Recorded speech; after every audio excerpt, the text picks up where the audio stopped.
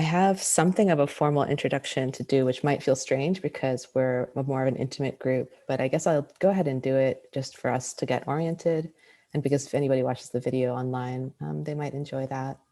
So I guess the context of this is that, the purpose of this gathering is for CCA students in my architecture seminar to join in conversation with you, Marquita Price, who's here from the East Oakland Collective, among many other initiatives. And we're here really thanks to CCA at CCA, which is Creative Citizens in Action. And it's a kind of college-wide initiative that promotes creative activism and democratic engagement through many of the different arts disciplines here at CCA. So I should probably also say that I am Janette Kim. I'm an assistant professor here in architecture at CCA. And the seminar that I teach is called Urban Imaginaries. And I would say we primarily have two goals. One is that we do readings and we study case study projects to understand how architecture has played a role in shaping social justice and equity in cities, both in ways that have been harmful and ways that have been genuinely beneficial. And so we want to understand that legacy and understand how, as designers, we can sort of step into that kind of movement towards equity. The second area of focus for our seminar is to learn from activists, to observe, kind of missions, strategies, tactics, and learn from the way activists work to then understand how architecture can kind of be a collaborator within that process. So one thing we're going to be doing this semester is that the students are going to make a book where we basically kind of analyze and present some of this history about how architecture engages with social justice through case studies. And then the students will also draw a kind of toolkit of design techniques that we can use to hopefully collaborate with activists. So the design techniques might relate to like property grids, or it could relate to like, I think we have something in our list that's called like bright and cheery spaces to the ability to design infrastructures that can change or adapt, or just like we'll run that range of different approaches. So the way we've organized this, thanks so much to CCA at CCA, is that we've invited Marquita Price and Gregory Jackson of the Sustainable Economies Law Center, who I know works a lot with Kita as well. So we've invited Kita and Gregory to come do an interview with us so that we're learning from them. And then we've asked them to come back at the very end of the semester so we can present our findings to them and hear their kind of insight into how architects could meaningfully engage with activists. Okay, so that's the context of today. And I think before I more formally introduce Kita, I'd also like to acknowledge where we all are. California College of the Arts campuses are located in Huichin and Yelamu, also known as Oakland and San Francisco, respectively, on the unceded territories of the Chochenyo and Ramaytush Ohlone people, who have continuously lived upon this land since time immemorial. We recognize the historic discrimination and violence inflicted upon Indigenous people in California and the Americas, including their forced removal from ancestral lands and the deliberate and systematic destruction of their communities and culture. CCA honors Indigenous people, past, present, and future, here and around the world, and we wish to pay respect to local elders, including those from the lands from which you are all virtually joining us today.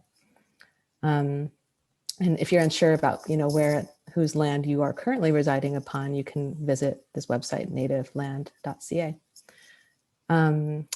And so, with that in mind, I also want to thank, I think this event is funded by an endowment gift to support the Deborah and Kenneth Novak Creative Citizens series at CCA, which, as I mentioned, is an annual series of public programs focused on creative activism.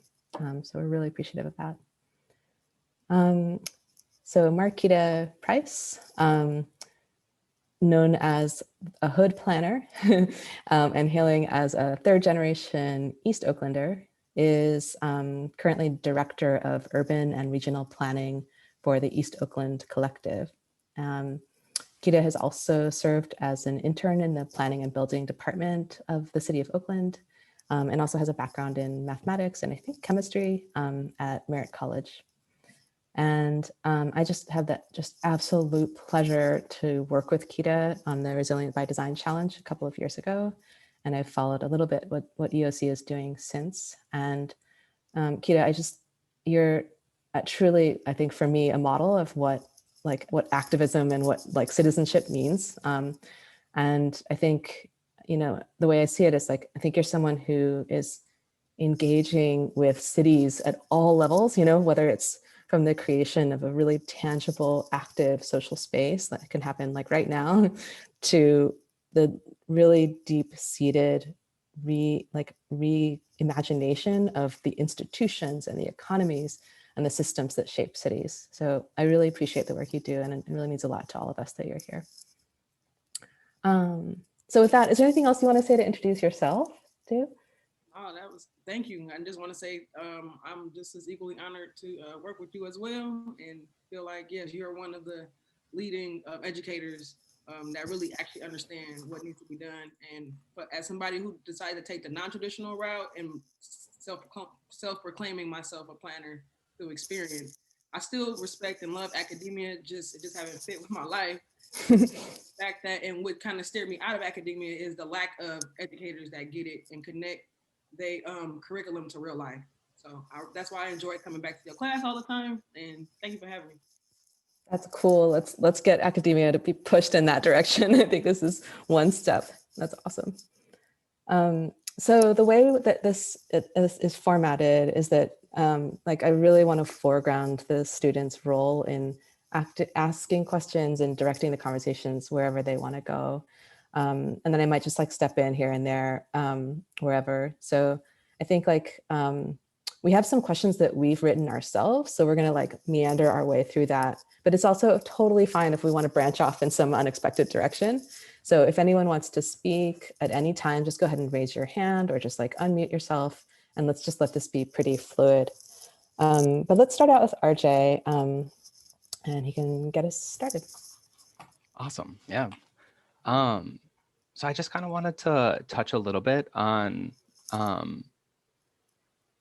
your personal background a little bit.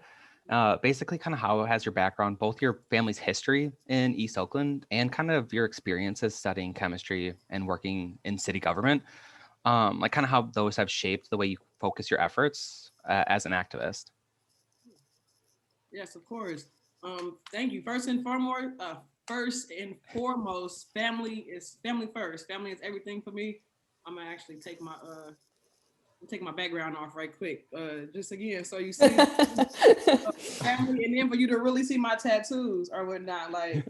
Family first. That was one of my first second tattoos or whatnot. But yeah, family means everything. And not when family first became a trendy topic to get tatted, but we was actually me and my family and what I've known as my family. Not everybody is blood or whatnot. We actually have a pretty blended family, and diverse in racial background too, more than what I knew, since everybody kind of identifies Black. But yeah, so my family is everything. That's just what I know. That was my original community before I started really taking a whole claiming the neighborhoods, as my community and stuff. I really just knew my family. I knew family functions. I knew going to the park with my family, not with community. I mean, that was my community or whatnot. The different micro family households within my greater family, that was my community. And so that's what I knew, my cousins and aunties and things like that, and the things that we did together. And so that's really what I'm heavily grounded in. And just family first. And us really we're not perfect, but we have a bond that I thought was just normal and standard across families in low income neighborhoods. But we just made the best out of what we had, in our different micro families. Some people was better off than others, but in my particular household with my family, my parents split when I was 12 or whatnot for different reasons. And so my mom is kind of more, I don't know,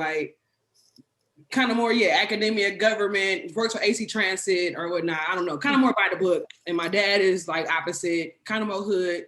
And so I'm kind of like in between. And so that's kind of how I operate. And so myself and some of my family members, because of that dynamic, we created a group called Pretty But Gutter.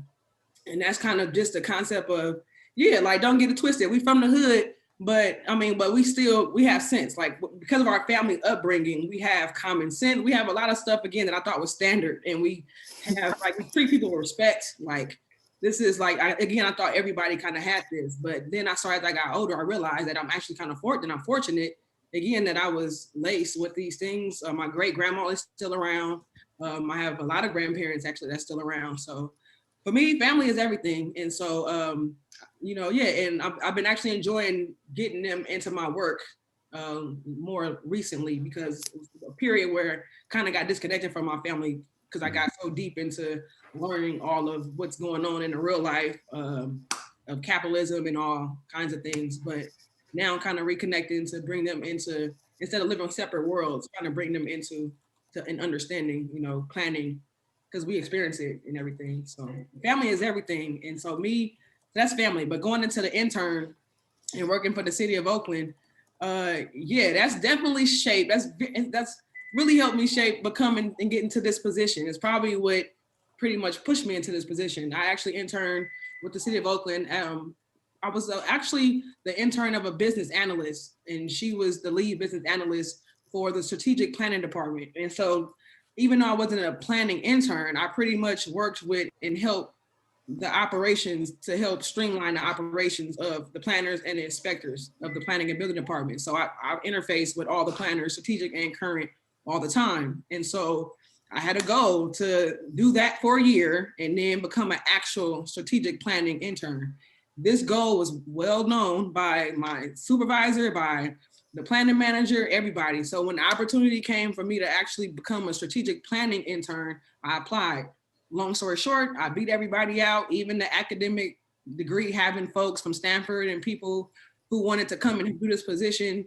The planners that was already there, they were accustomed to working with me. And again, they were a big part of their work moving forward has now included equity. This is when equity became a buzzword. This was like probably now about 5 years ago, but when it became a buzzword and when we first got a race and equity department and things like that. And so to me, I was a prime candidate. Like, East Oakland was a very disadvantaged area that y'all have failed miserably historically at serving. And you have somebody young and enthused that want to come help you, support you, and engage in that community in the proper way.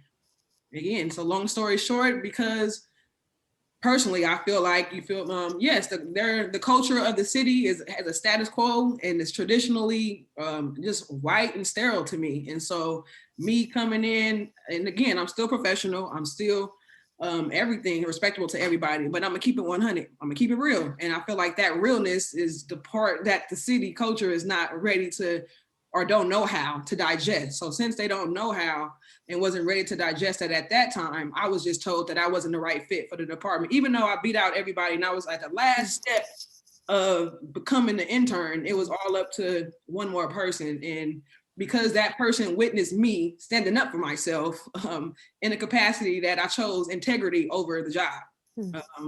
And so they witnessed that scenario. And so later I got an email saying I wasn't a good fit for the job because they probably saw it as insubordination, but I took it as already kind of knowing where I stand. And so I made that choice right then and there that I guess it's not for me. But I did a lot of stuff for a year to become and get in that position, and to see the roadblocks put in that place, really got me down. I was depressed for like a year, didn't know kind of which way I was gonna go. And then EOC kind of popped up. I started doing some community engagement. I mean, not engagement, some cleanup events. They was just doing cleanups. EOC was new, doing cleanups or whatnot. So I got into the group. I just wanted to plan. I want the plan. So long story short, they allowed me to create a position of being, at the time I was a planning officer, because I didn't really know formally what it was. I was figuring it out and creating it and everything like that or whatnot at that time. And so yeah, they let me become a planner. So I started doing what I wanted to do, but just on the outside with the community and leading it as a community planner, opposed to being a city planner, which is very limited. So yeah, that really helped shape, like how I want to do things. Because I thought I have the ability to be an inside person if I wanted to. Like I said, that's my mom. But I see, like from experience, I realized that for me, my spirituality and just for my energy, everything, like I need to be an outside person. So I still have the same goals, and I respect a lot of the people that still working within the planning department. Yet, yeah, it needs a lot of work needs to be done. So that's kind of, that internship really helped shape me to figure out what I want to do. And not just that internship, I also held a part-time position in the city of Oakland with the city council. And so again, when I was in college, when I was doing chemistry background and I was just learning about just everything that was going on in life, again, capitalism, learning myself as an African-centered person beyond being a slave. That's all I was taught when I was younger or whatnot. So yeah, I got into student government. I created a chemistry club, and I changed the name from chemistry club to Chem Club because the original name of Egypt is Kemet, and that's a land of the Black people. And so I was learning all this stuff about how a lot of the sciences are rooted in, again, African-centered persons and peoples, but they get whitewashed, like the Pythagorean theorem and stuff like that. Like supposedly that was actually found, again, by an African person. So I was learning all that stuff. So I was trying to incorporate that within the chemistry field, which of course was a lot of pushback. So long story short, that's what kind of led me to getting out of science. It was another hard whitewashed world. And so started learning about gentrification or whatnot and how that was impacting the community. And so I started reverse learning about it and heard about city planning. And that's what led me to get the internship. I was like, oh, well, that's what I want to do. But yeah, so being in politics, I thought I wanted to be, and I did a little student government and thought that politics was the way that I wanted to help change and support and advocate for my community. And from doing that led me to, after I was no longer doing the internship in the planning department, somebody in the planning department, again, saw how I just really wanted to do something. So they basically got me to hook up to get into the city council department. And well, I'm qualified too. So I was qualified and got into the city council department. And yes, just from being in there, I thought I wanted to run for city council for my district because we've had a council person that's been in seat my whole life. I'm 34 now this year. So my whole life, I've seen this man in the seat of my city council, and the changes have just been deteriorating. When I first met him, he gave me no hope. He basically put it on me as because I'm a young and energetic whatever, and he wanted to just hook me up with the people to do the work instead of like, it was just like, what? This is our leadership. So I wanted to instantly replace him. And so that was my mission along with planning. I wasn't sure what I wanted to do, plan or politics. And so both of those internships, or the internship and the city council part-time position, like both helped me realize I like planning, but I want to do it for the city. And I feel like politics and stuff is important, but this is not where I want to really be, because you need a team. You need an internal team that's on the same page to really make impact in the bureaucracy. And I wasn't there yet. I'm just like, it would have drained me out. And so I chose to do the planning route. And so go ahead, sorry. Yeah, cut me off. It's just so powerful. Sorry, I know I'm not supposed to talk, but I'm gonna try to redirect to one of the students too. But like what you're saying, I think is so powerful as a recognition of the fact that there are so many different skills that don't sit in the kind of halls of government, right? Like there might be certain skills that like the planners that you worked with have that are really different, you have skills that those planners in city government don't have necessarily. Like even the way you were talking about family, the way you understand these networks that make a community thrive, they're really different, I think, than the kinds of knowledge that you see at City Hall. So anyway, I'm kind of curious to hear your thoughts about like, what knowledge did those planners not have? And what planners do you feel like you have? What's the difference? And also if RJ or anybody else wants to kind of, add on, like if you want to put some questions forward about this is also a good time. Maria, I see your question. Do you want to read it out loud? Yeah, it's kind of building up on your question about like how much power do you think like a planner has, and like can they, because you were talking about the intersection between politics and planners, so it's like how much power can a planner have, or knowledge, or all this that you were mentioning, to actually change the system or implement new protocols, change kind of the way something works, like the politics of something, and for in your case kind of like to help your community, to favor your community and to benefit it. I was just wondering. Yeah. So do they have the power? Technically, yes, they have the power to. They have the power. They created the world and society that we live in today. So yes, they have the power to, but when we're talking about, do we have the power to, do planners have the power to create equitable change? Like that's the question or whatnot, because they have power to change protocols. They do that all the time for the benefit of the higher income or just whoever is the loudest or the squeakiest wheel at the time, or the privileged. So yeah, it's not necessarily a question. And yeah, do we think they have the power? We know they do. It's just, do they have power to make equitable change? Not just the power, but the desire and the power or whatnot. So let's say the desire is actually there. And so do they have the power? So based off my experience with who I deal with within the city of Oakland, which is mainly the Department of Transportation and sometimes the Strategic Planning Department, I'll go with the Department of Transportation without naming names, just how empowered do I feel like they are to where that I'm actually still doing the work and not just going through the motion. Do I feel like I'm just going through the motion and this planner can actually help us, or like, so yes, I feel like if it depends on that planner. I feel a lot to some extent depends on that actual planner and where their values are, which is, and then a part of it becomes into like the hiring of, again, it's a department. So just assuming that the department is hiring this person or whatnot is also not up to them, but yes, they determine kind of like, unfortunately, who was hired. So it would be great to have folks that actually reflects us and like, not us, but the community, and not necessarily in color, but in thought and ethos and principle or whatnot, so that, again, we can actually move towards some change. But if we have a planner that, okay, so back up, examples, the East Oakland Neighborhood Initiative, EONI. We worked with a planner that was way more traditionally status quo. This is what it is, or whatnot. Like, even though he had some power or to be more flexible in how he did stuff, it was just, this is what he know and had learned from going to Berkeley or whatever. And so it was like, do it like this. And we had a lot of just pushback. I mean, we just had a lot of conflict or whatnot to just do simple things because of that. Now moving forward, so that's one project. I'm gonna do 3 of them. Now the middle project is the East Oakland Mobility Action Plan.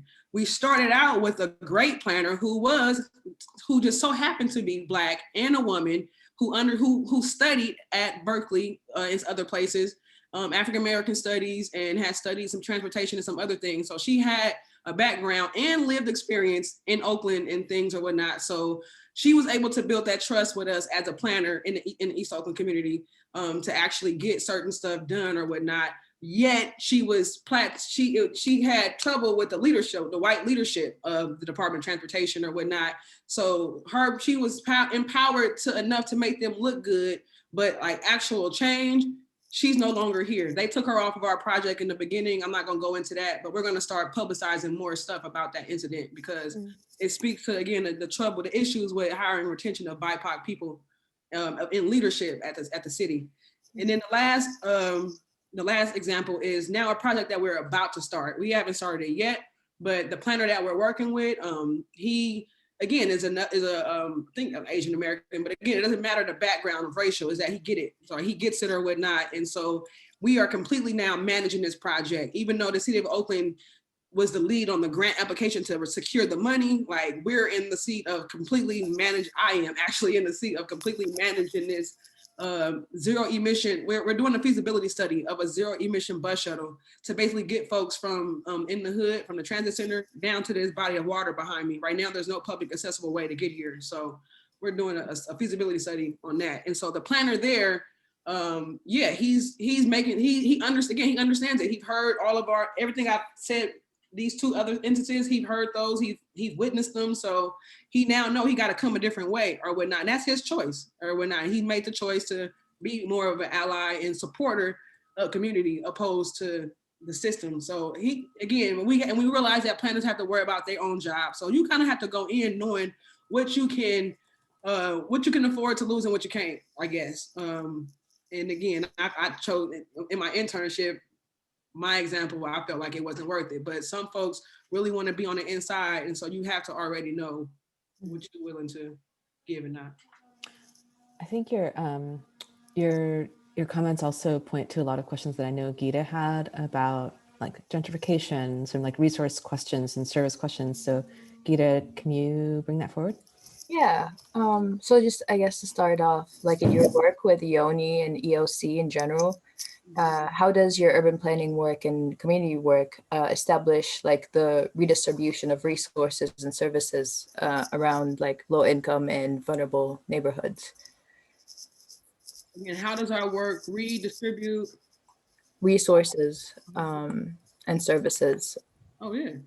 So how our work redistribute resources, pretty much by us leading these plans and engaging, you know, being the leading of the engagement, and us really pushing for these community-driven plans, opposed to us just implementing, and instead of us just uplifting and highlighting stuff that the city have, you know, put on the shelf for heck long or whatnot. It's like, y'all don't put the stuff on the shelf for heck long. East Oakland don't even have plans written for East Oakland. That's another thing that got me into this when I was an intern at the city of Oakland in the planning department. When you first walk in the floor, it's a whole row of plans that's literally sitting or whatnot. And I was looking through all of them. I'm like fascinated. This is all new to me. And I'm looking like, oh, like, again, I didn't even know that there was a process to plan and design cities. I'd never thought about it. So I'm like, oh, everybody has a plan. So I'm looking like West Oakland. Okay, I see this area, see that area. I'm like, damn, it ain't nothing but East Oakland. And that's what got me started asking around, like, where's the East Oakland plan or whatnot. And being long story short, that's what got me into EOC, knowing that I wanted to be a planner, to create an East Oakland economic plan. So that's always been my personal goal. So EONI is one example of a community-driven process where we engage community and now have a document of these plans or whatnot that that we can go to governments and folks like that and, you know, present for more resources so that we can have resources from the state and stuff be redistributed to our priorities or whatnot. And, you know, a lot of folks, like myself included, sometimes get tired of plans and planning or whatnot and like, oh, there's so much like we want to do. And I agree. But when we first came in this work, that was the approach that we had as community, but we was told it's not in the plan. Like, and so that's what we learned. We had to get stuff in these plans because then it won't be resourced. And so our way of redirecting and redistributing resources is by creating community-driven plans and pushing those forward, opposed to the traditional bureaucratic plans or whatnot that they normally have. And we still work in tangent with the bureaucracy, but still, it's still more frontlined by us. I'm curious to hear more about like which proposals were really foregrounded, like really supported by community members at EOC, through the EONI process. And I wonder if Maria, to maybe your question about gentrification would maybe point to some of those questions. You went out on your first question about EONI? Yeah, I'm kind of curious to hear about what kinds of initiatives community members really cared about that became clear through the EONI process that might have been different than what the city planners were especially focusing on. Got it. Community cared about. We as community, give me 1 second. I'm about to jot them down. So off the top of my head, so our EONI process, what we did was in the beginning, we did a kickoff. We engaged 6 neighborhoods. So in the beginning, we did a kickoff and all 6 neighborhoods were there. Then we did individual engagement in the 6 neighborhoods. Then we all came back together at a final convening. So at this final convening is where we was able to kind of wrap up people's like highest priorities or whatnot. So my summary is from that.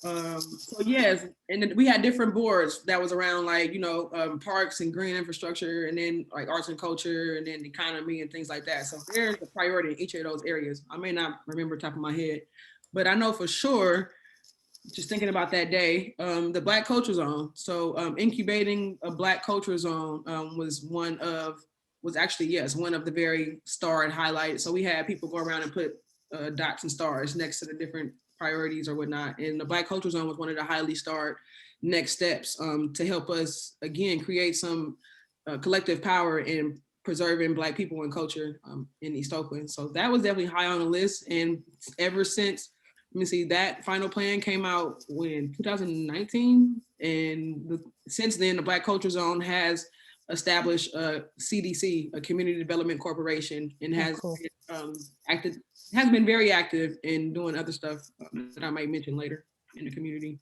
And so the Black Culture Zone, well, farmers markets, that's what I was going to mention, like food, addressing the food apartheid and access or whatnot. So 2 things was supposed to be happening out of that, to create a East Oakland a Deep East Oakland grocery cooperative, which did happen. It was incubated by one of our Yoni partners, and now is operating on its own, or still being incubated, but kind of on its own. So a Deep East Oakland grocery cooperative, and also a farmers market. So the Black Culture Zone have acquired a lot that's been vacant for a very long time at the Eastmont Mall, and is right next to the Eastmont Transit Center, which is a big transit hub in our community. So we've been activating that lot with a lot of art. It was very crucial. It was very it was, what word am I looking for? But it was very important to a lot of the community during COVID, because it was not many places to go and restricted on what can be done. So not only was it the first time we had like a comprehensive farmers market in a while in East Oakland, it was one of the only places you can really go during COVID as a business person. So we helped a lot of businesses continue to make money throughout COVID through this activation. So a lot of stuff that we do through Black Culture Zone hit some of the markers, also double check some of the markers in Ioni. And then addressing the actual shuttle, the bus shuttle that I mentioned, that was actually written, we've been carrying that concept since Resilient by before, but since Resilient by Design, that's been addressing the lack of access to parks and open space, particularly the shoreline behind me, has always been a high priority. So yeah, those are some examples, and stuff is underway. Oh, and we also secured a $28.2 million grant to implement 5 of the projects from the EONI plan. We ended up with about 60 proposed projects and programs because it's in like 10 per neighborhood or so. So this pot of funds is $28.2 million. About 5 of the programs, 5 of the projects qualified for this pot of funds. So we went out for it, which is affordable housing project that will set aside some units for the unhoused, a certain percentage of unhoused residents. Aquaponics farm that Planet Justice, they are extending their acreage, for greening. We're gonna do some community greening, add some tree canopy around East Oakland. The San Leandro Creek Urban Greenway is a project, a bike and pedestrian project to create access, again, from the neighborhood to the shoreline. I live like 5 minutes from the entrance of San Leandro Creek, so I should be able to technically walk or bike there and then take that nice route. I'll change my background for you to show that. I should take that nice route to, I don't have it on this computer, but yeah, it's a lot of stuff that's being implemented, and yeah, we ain't wasting no time. We don't want to be like the city and just plan and then let stuff sit. Like, we want to implement it. Maria, do you want to ask your question? Are you talking to me? Yeah. Oh, you mean the question about good gentrification and bad gentrification? Yeah. Oh, okay. Yeah. I was just thinking because in my studio, there's a group that is actually Gaeda and Lulu. They're trying to explore like good and bad gentrification and how you can have like good gentrification. How can you plan to have a good gentrification? So I was just wondering, it's like, if in Oakland, have you seen like an example already of good gentrification? I know they're studying like the Mandela grocery store, I think it is, and just different ways that gentrification can impact in a positive way to a neighborhood. Yeah, it's funny that you mentioned or kind of framing it. 1 second. Get my thoughts. But yeah, sorry, I was showing y'all the creek or whatnot, and just yes, we're gonna turn that into a pedestrian bike and pedestrian trail to get to this shoreline. But sorry, so your question, good versus bad gentrification. So yeah, it's funny that you mentioned that, because when I first discovered gentrification, like I mentioned back in back in college or whatnot, when I was just noticing the changes in my neighborhood and the buzzword of gentrification kept coming up, and it's easy to use it. As soon as you see some kind of development, it's easy to just say the word because you've seen it associated in that way. And I don't want to get caught up. At first I was getting caught up in it, but I didn't want to get caught up in that. I like to actually know what's going on. And so I too, when I first learned about gentrification, the first definition that I learned was that it wasn't much around racial bias and stuff. It was like kind of simply that when the higher income of folks or whatnot, no matter the background, racial background, when a higher income of folks come in and improve the neighborhood to where that it changes, again, the status, culture, and whatever. And it wasn't, when I first read it, it wasn't presented as a bad or a good thing. And so I too used to think that there was that there could be a good gentrification versus bad. Like maybe we all just don't understand it or whatnot. And it don't have to be a bad thing. Cause I'm like, you feel me? Well, I want my neighborhood, revitalized. So like improvements are not a bad thing. It's just, that's not what you do, it's how you do. And that we say that motto all the time or whatnot. And so, yeah, I think so I used to think that there was a such thing as good gentrification. And so now I'm like, kind of want to revisit that. Do I actually believe that there's a good versus bad gentrification, opposed to not even using gentrification, and just because when I think of good gentrification, all I'm really meaning is neighborhood improvement for existing residents. So instead of using gentrification, I wouldn't use that word. And so good gentrification, I don't know if it exists really. For me, it would just be neighborhood improvement or revitalization, for the people, by the people. Or one of our mottos is same neighborhoods, better neighborhoods, same neighbors. We do want, and we learned that a lot through Ioni. People, and that's our Ioni slogan or whatnot that we got for the 3.82 million.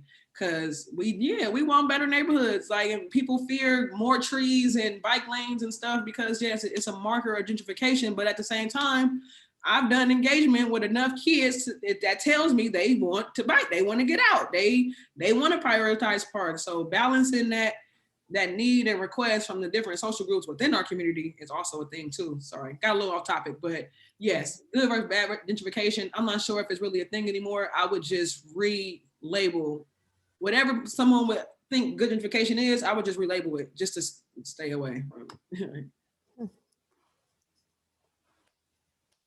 But for example, like if you mean revitalizing a community, and if a new group of people with, like how you were saying, like a different income, and you just group people moving to the neighborhood. That's what I mean. That's why I'm saying I don't want to call it good gentrification, because as I understand gentrification, that is people coming in. And so I'm not, so I don't think, well, there could be, I guess, okay, now that I think about it, there could be a good way of people migrating and, respecting culture and things like that coming into a neighborhood. There could be, I guess, let me retract. But yes, that's why I'm trying to stay away from, I guess, gentrification, because I'm really worried about existing people. Like maybe, I guess I retract my statement. Maybe there can be good gentrification, like, and there should be, I guess, so that people can come in more mindful. But as a community member, our minds is more so on existing folks. So, and just the very nature of that definition of including incoming people, we kind of try to shy away from it so that we can continue to center us or whatnot in the existing people. So same neighbors, better neighborhoods, same neighbors. And we know growth is going to happen. So yes, good growth is what we would like, but I don't know if folks would like to call it good gentrification. Oh, I like that idea. Yeah, it's like you revitalize a community, and then that causes it to kind of grow. So like other people want to be part of your community now, and like it starts growing. Yeah, and I'm not the one. Like there's some people in our community that don't want not a new soul in here, and I'm not that necessarily one. Like I'm a social person. I am a family. I don't know. I'm diverse in a lot of different ways, even though I'm Black, pro-Black and centered or whatnot. But so we know it's inevitable for growth to happen, and we all should want to grow. And I feel like that in my own spiritual person. So that's how I believe in life too. So I think it's crazy to think that stuff is just going to stay the same. And again, from being here for 34 years and seeing it, like I don't want it to. So yes, I want it to get better and whatnot, but definitely want to make sure that how that's being done is in a way that protects existing people, give us an opportunity. But it's a hard conversation because again, I'm not the one to want to protect it, not in my backyard, you feel me? It's like, okay, how are we gonna do it in my backyard? Do we get ownership, you feel me? And stuff like that. Like I live close to the tour, I live like 5 minutes from the airport, 5-7 minutes from the airport and the Coliseum probably.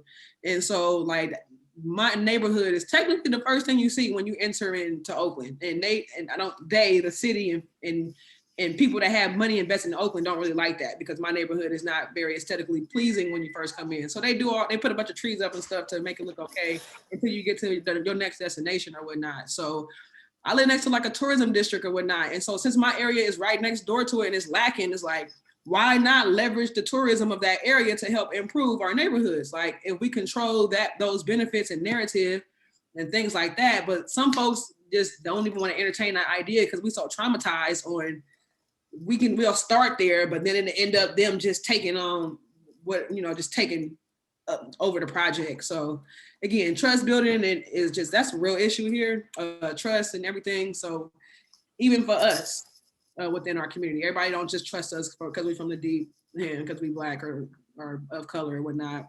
But yeah. I have a follow-up question to that. So what would you say are like red flags off the bat when you see a project, you're like, this is gentrification and not necessarily neighborhood improvement that benefits the locals, but just like, red flags off the bat? Red flags is, definitely if it's no explicitly mentioned or listed community benefits, you feel me? And those benefits had to align with things that we prioritize or that we've either put in a plan or that we've and somehow said that this is what we want, not some benefits that they want to give us to say that we did or whatnot. If they don't, sometimes developers or whatever try to put in community agreements or benefits. And again, it's what they can afford to give away and what's comfortable for them to do. And it's like, no, that's not necessarily the case. We want what's best for us. And we've done the engagement to find that out from community. So depending on what the topic is or whatnot, we put together like a menu of those items to make sure that the developer or whoever, the city is acknowledging those benefits for the existing community. So yeah, we really, again, focus on benefits and how stuff is going to support the existing community. Again, not shunning away growth and people that's coming in. It's just like, obviously everybody else is already planning and worried about the incomers, but the people that's already here are whatnot, a low income disadvantage. So. So a red flag is also when they don't even mention community benefits or whatnot. And it just, when they don't even mention it, and if it's not very public, it's some red flags. Yeah. Gotcha. Yeah, because there are some projects that might include community benefits, but then they don't stick to those promises that they made, right? We've heard of projects like that. Right. Yeah, that's another thing is where the benefits can be written out, but then it's all that, like that's emotional toll and just physical toll of always having to hold these people accountable or whatnot. That I don't realize. I think people realize like, that's a whole job in itself or whatnot.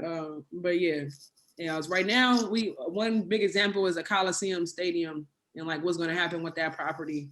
And there's one group called the Oakland Unite that's been in communication and with the Oakland A's, with the city of Oakland and other parties and other prospective developers or whatnot to basically, they have been holding the long-term, almost 10 years, community benefit agreements and wants of the community when something is to happen to the Coliseum.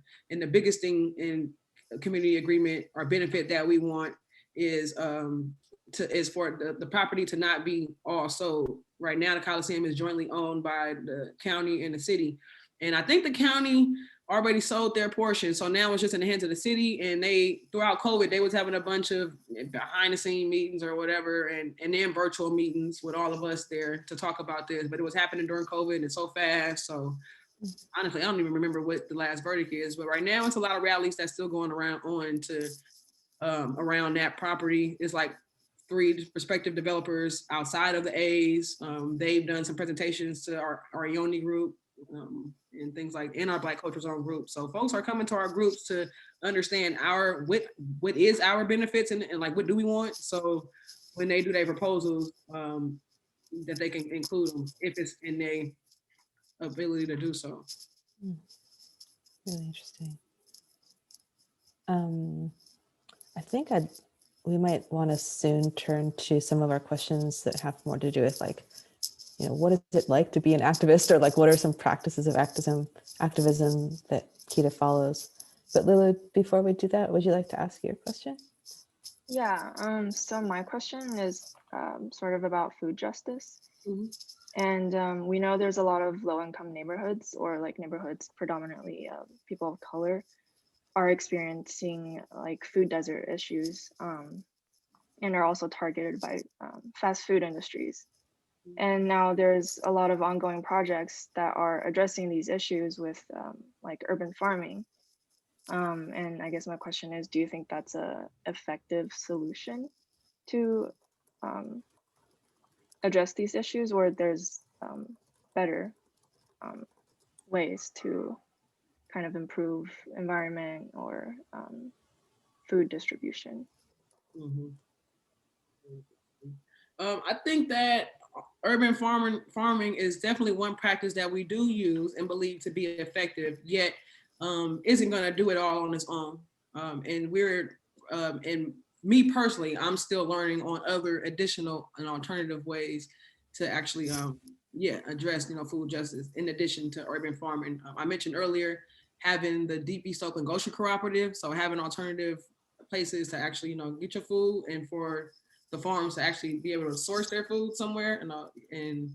So I think urban farming is not just the act of doing the urban farming, because again, we're not really lacking for like farms. Like we got community farms, school farms, we got active non-verbal, we got planted justice. We could definitely probably use more, but with the existing farms that we do have, I would like to see a greater connection of district, or just a better formalized distribution. Some folks have the distribution set up better than others, but right now, with all that I know that's happening in these different urban farming spaces that I just mentioned, the average community member, there's no way for them to just, nowhere for them to just go and know that, yes, like this distribution or network, that this stuff exists or whatnot. And so, just need to figure out a better way to get it from in the ground into, the co-op store and things like that, or directly to some of the co-ops are doing like boxes or whatnot to get them directly to people's houses. So the topic of urban farming, we're doing some stuff that's things that stem from that I think are really effective.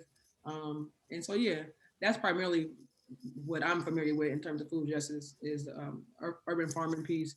But to take a step further with my chemistry or just not chemistry, I actually have a background in natural science. I was studying chemistry, but it got, like I said, the wall went up. So I didn't get my degree in chemistry. I ended up getting in natural science or whatnot. But just taking it a step further there, as an independent person outside of EOC, I also work with the Bauer-Dellums Institute for Sustainable Policies and Studies. And that's where I work on the Sally Angel Creek and where I work on a lot of water issues in East Oakland, on like groundwater flooding, sea level rise and things like that.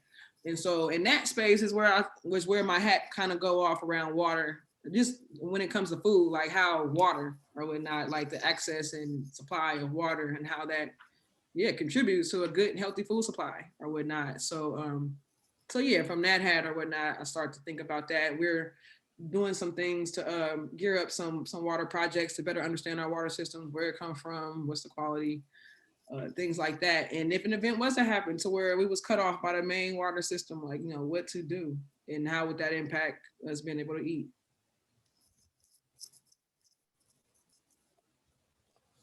Awesome. I guess we're going to start to wrap up kind of soon. Yihan, do you want to ask your question about community? Sure. Just let me get my question out. Okay, so I go through your guys' website. I see there's a lot of word about, you guys talk about how proud of this community is. So as I was wondering, what is the special parts of your community and how do you lead this community towards the direction you want to? Because I feel it's hard, it's kind of like a hard thing to start with. So I want to know what is the point, like push you to go to this direction and how you start an organization, this entire group of people. All right, thank you. So what is the specialty about, why are we so proud about our community, pretty much. Yeah. So what's so special about it? For us, what's so special about it, in addition to the fact that we're born and raised from here, is really just the love and the culture, and the fact that love and the love it goes up and down. People would argue or whatnot because of the social, because of the economic, whatever's going with the economy, like that determines on how the love in the community and the crime, and that's on how well it is or not. But outside of that, yes, what we feel like is so special, and we were so proud to be a part of, is just this authentic culture and like place of people that's resilient as hell, or we're not like, we just been through it all, or what, and people like sleep on us in so many ways, and like we are labeled just a crime-ridden place that's, you feel me, just, I don't know, unforgotten or is invaluable. If you go to the City of Oakland website and look at the visit.oakland or visit us .oakland or whatever, it's basically that website basically shows you the attractive social and economic attractive neighborhoods. It gives you a guide actually on what neighborhoods makes more sense to move to if you migrated to Oakland.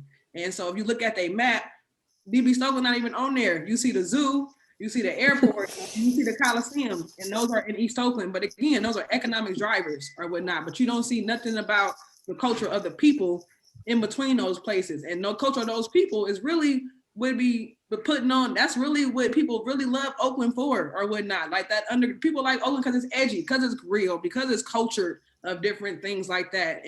But you know, they like the edginess of it, but they can't really, it's too, when you get in East Oakland, it's too real, I guess, for you. But people just want to be associated. So for us, we feel like, oh no, we got the sauce. Like we feel like our community have helped and put on in so many ways and contributed to the culture. We got Damian Lillard, that's an NBA basketball player. We got Gary Payton is another one. We got, I think even Tom Hanks is from here, or one of them went to Skyline or so, is from Oakland, from the Oakland Hills, but still, we got Tony, like one of the funk and R&B soul funk group, highly known out here. Like we got a lot of just, again, culture and things that we contributed to mainstream media, society, sports, and things like that, that's really not often recognized, but we always knew. And so like, that's our greatest pride, is that, yes, we have a lot of resilient people that's talented and just, exemplify so much life through all of what we've been through and still going through. Okay. Gaeda, thank you. I feel so impassioned by what you just said. And I feel like you are yourself creating and like perpetuating that culture. I wonder if I could ask one last question, which is that, we are a group of architecture students. And so I'm kind of curious to hear your thoughts about like what skills, what input from architects do you find valuable? Like what can architects do to help to kind of work with East Oakland? And also how have architects maybe worked badly with activists in ways that we can avoid? What can architects do to work with East Oakland? First of all, things like this, like you're doing, having these studios to connect the dots, between like, I think it's, cool. Understanding why I operate the way I operate so that you can better design. I think that's definitely on a good start, and keep on doing that. But what else can architects do is really just get out there in the field or whatnot, and try to put yourself in people's shoes a little bit more or whatnot. Just try to diversify your experience and culture, and don't try to just look at it as a job. I don't know, immerse yourself in the project a little bit more is what I can think is, and it's easier said for me because yes, I work, live, and for my community. So it's easy, but I get it if you're not from the community. And I will always be fortunate to have been working in my community. I plan to be a global planner. I probably got about 5-6 more years here in East Oakland. But so when I go somewhere else, I will now be the outsider, even with all of the great intentions and passions and things like that. So just want to be mindful of that. So therefore, whether I'm a planner, architect, or whatever, to how we can do it better for a particular community is to really continue to build relationships with that community and understanding, how and why they move the way they move and what support they need. Awesome. Does anybody have any last things they'd like to say?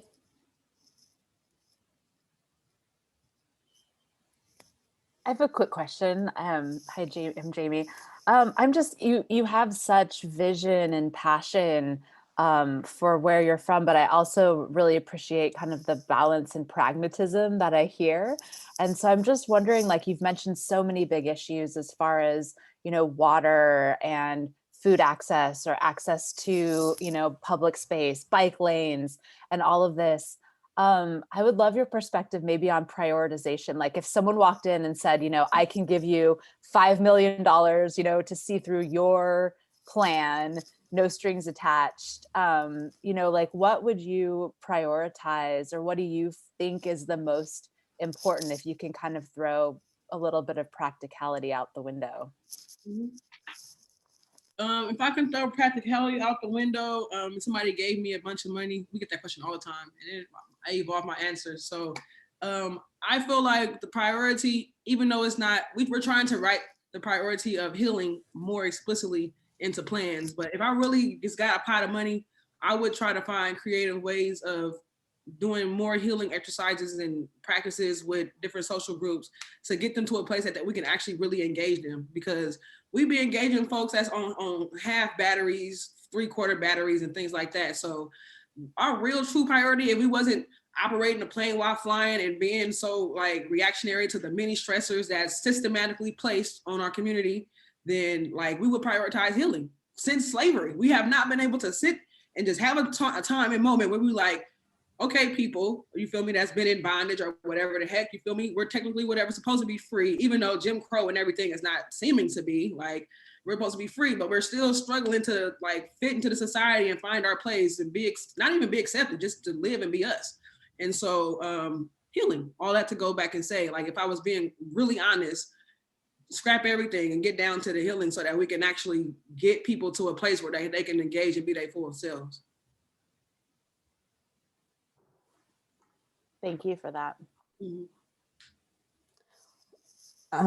It's funny, we started this conversation, we were talking about how little sleep the students get at the beginning of this thing, and I feel like it's come full circle. I'm like, oh, yeah, like in a way it's like that word just starts. We're also anxious to make this change, and it's like the struggle ain't going nowhere, but we feel so like we gotta do it, like, you know, we gotta pass the baton to the next people. And so yeah, I feel like everybody could deal with some healing and just self-care. So I probably would start there. I got some other, if I went to specifically on projects, I got probably some other priorities, but I think I don't want to overshadow the fact that a lot of this stuff can't get done and people not in the right place, myself included, which is why I'm taking a break next week. Well, on that note, we'll let you go, get off Zoom. But man, Gaeda, thank you. Can we unmute and like do something? I don't know, something, or show appreciation for you. Hey, and we'll see you in a couple weeks. So students will present their stuff to you. And thank you. It's awesome. It's all good. Greg, we're gonna take care of y'all too. Yeah, definitely. And thanks to Brindis and Jamie. Appreciate it. Thank you.